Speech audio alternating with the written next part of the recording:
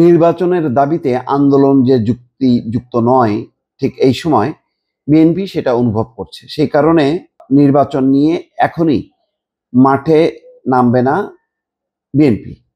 অর্থাৎ নির্বাচনের ব্যাপারে ডক্টর মোহাম্মদ ইউনূস যে বক্তব্য দিয়েছেন সেই ডিসেম্বর থেকে জুন, এই কথাটি বিএনপির পছন্দ হয়নি। বিএনপি সুনির্দিষ্ট সময় চেয়েছিল যে ডিসেম্বরের মধ্যে অথবা ডিসেম্বর ফিক্সড করুক অথবা জানুয়ারি ফিক্সড করুক, এমন একটা মাস অন্তত তারা আশা করেছিল। আর নির্বাচন কমিশন তারিখ ঘোষণা করবে।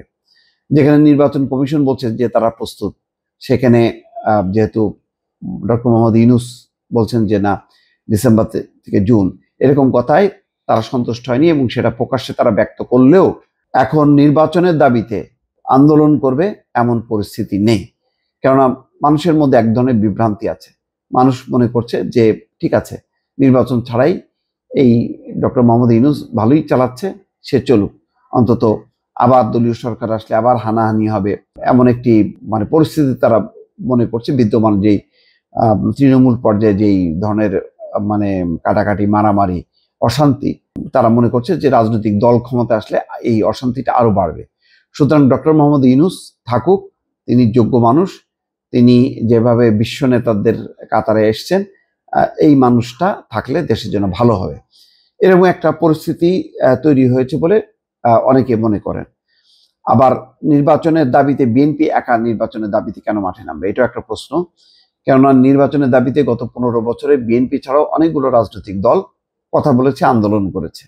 এবং আজকে সরকারের যে উল্টে যাওয়ার পেছনে মূল কারণ হচ্ছে স্বচ্ছ নির্বাচন না দেয়া বা গণতান্ত্রিক পদ্ধতিতে দেশ না চলার কারণে। সুতরাং এই অবস্থায় বিএনপি এককভাবে আন্দোলন করাটা যুক্তিসঙ্গত না, এটা তারা মনে করছে। এই জন্য তারা এখন যেটি করছে যে নির্বাচনের দাবি আদায়, অর্থাৎ ডিসেম্বরের মধ্যে যাতে নির্বাচন হয়, সেই কারণে বিভিন্ন রাজনৈতিক দল, মত, সংগঠনগুলোকে একটা প্ল্যাটফর্মে এনে তারা সম্মিলিতভাবে সরকারের কাছে ওই আওয়াজটা পৌঁছাইতে চায়, যাতে সরকার মনে করে যে না, সব রাজনৈতিক দল, শুধু বিএনপি না, সব রাজনৈতিক দল নির্বাচন চায়। এই কারণে তারা এখন কিন্তু কোনো আন্দোলন সংগ্রামের কর্মসূচি দেবে না। তারা সংস্কার কমিশনের সঙ্গে বসবে, তারা বোঝানোর চেষ্টা করবে তারা সংস্কারের ব্যাপারে আন্তরিক, এবং মোটা দাগের কিছু সংস্কার নিয়ে জুলাই সনদ রেডি হোক, এটি তারা বলতে চাইবে। অর্থাৎ সংস্কারের কাজগুলোকে যদি খুব দ্রুত তারা শেষ করতে পারে, বিএনপি তার তরফ থেকে তার মতামতগুলি যদি বলে দিতে পারে যে আমরা এতগুলো প্রশ্নে একমত আছি, তাহলে সবগুলো দলের তাদের যে একটা ঐক্যমত্য আছে সেই পয়েন্টগুলোকে একত্রিত করে একটা জুলাই সনদ ঘোষণা হতে পারে। সেটাকে ত্বরান্বিত করার জন্য তারা চেষ্টা করবে।